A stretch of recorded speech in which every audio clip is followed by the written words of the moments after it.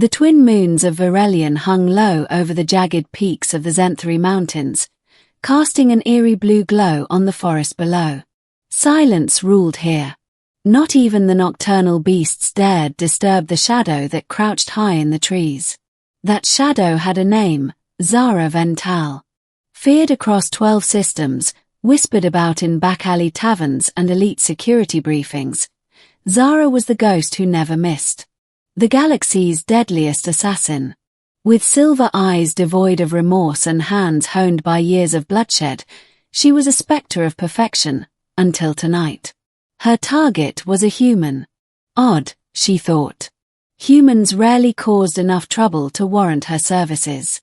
But this one, Dr. Elias Corrin, had inadvertently hacked into an ancient AI relic buried beneath the ruins of Ilan Prime.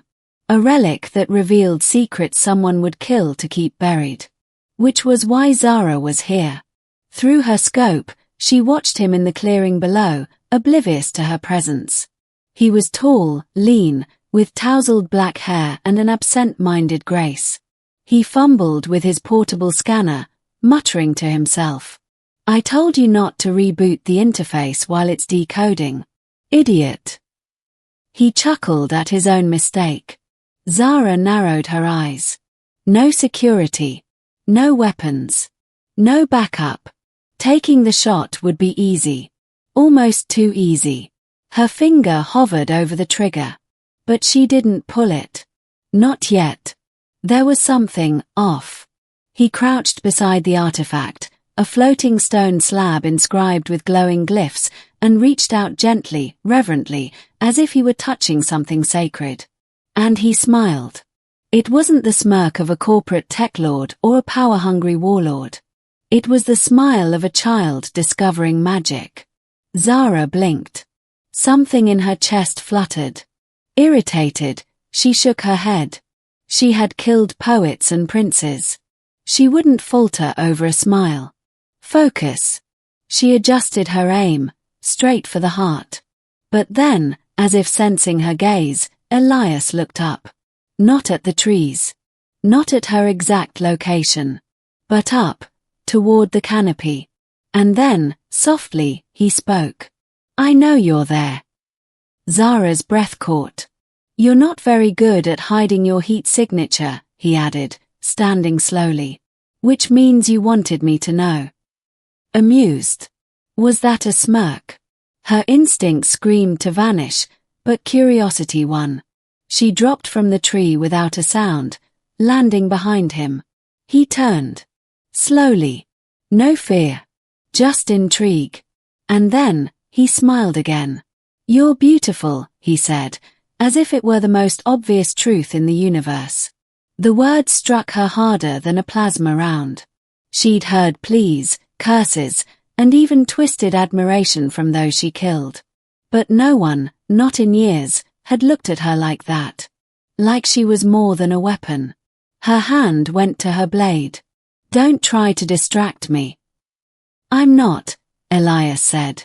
"I just figured, if I only have a few seconds left, I should say what I'm thinking." "Then think quieter," she snapped, but her voice lacked venom. Elias tilted his head. "You don't want to kill me." "I do."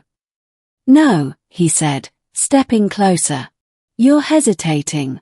Why?" Xara hated him for being right.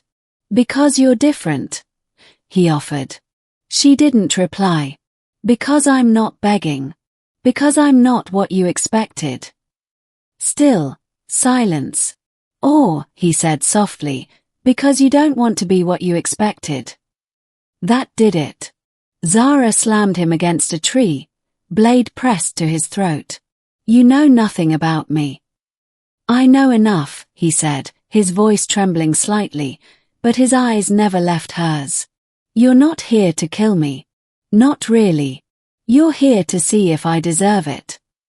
Her jaw tightened. "I saw the logs," he went on. "The AI showed me things. A war that started long before I was born. Lies that the galaxy was built on. If I walk away, they stay buried. If I talk, people die." He swallowed. And you kill me, because someone paid you to. The wind rustled through the trees. But what if, he continued, you didn't? Xara's grip loosened. I've killed for less, she said, stepping back. I know. But maybe, you're tired of it. That word, tired, hit too close to the truth. Tired of running. Tired of orders. Tired of being a name in the dark. What do you want from me? She asked. Elias exhaled slowly. A chance. Not for me. For you. That night, she didn't kill him. They left the mountains together. Over the following days, Xara found herself walking beside Elias instead of in his shadow. They traveled across moons and markets, evading the bounty she abandoned. Her name was now on the hunter's list, a price on her head as heavy as the one she once wore with pride. But strangely, she didn't care. Elias talked. About everything. History, stars, how he once tried to grow tomatoes in zero gravity. She listened. And laughed. For the first time in years, Xara laughed.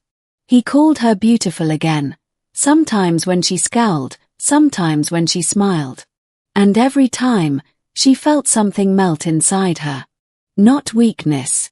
Warmth. Something she thought was lost forever. But peace never lasts. They were ambushed on the trade world of Ralvox 9, in a crowded skyport. A unit of mercenaries, former colleagues of Xara's, paid to retrieve her body and eliminate the liability she now traveled with. Xara fought like a storm, blades flashing, blasters screaming. But there were too many. Elias tried to help, tried to shield her, but he wasn't a fighter. A plasma bolt struck him. He collapsed. Xara's scream echoed through the port. He survived. Barely. They fled again. Found shelter in the ruins of an abandoned orbital station. Xara stayed by his side, her hands stained in blood, both his and theirs. And when he awoke, weak but alive, he smiled again. You stayed, he whispered. She grasped his hand tightly. Of course I did. You could have run. I'd never run from you. A pause. Xara, he said, his voice trembling, if they come again. They will. And you have to choose. I already did, she said. I chose you. He looked at her, pain laced with awe. Why? She leaned down, forehead to his. Because when you called me beautiful, I started to believe I could be. Weeks passed. They stopped running. Together, they released the eye's data across the outer systems. The truth spread like wildfire, exposing corruption, toppling those who thought themselves untouchable. Xara became a symbol. Not of death, but of redemption. She still carried blades. Still wore shadows like armor. But now, her hands also held kindness. Her heart knew love. And Elias. He built a lab on a peaceful moon, teaching others, dreaming bigger. Always by her side. One evening, under a sky filled with alien constellations, Xara stood on the balcony of their home. Elias came behind her, wrapping his arms around her waist. The galaxy's deadliest assassin, he murmured, and she melted, because a dorky scientist called her beautiful. She smirked. Don't flatter yourself. Oh, I will. Every day. Until you believe it fully. She turned, eyes soft. I already do.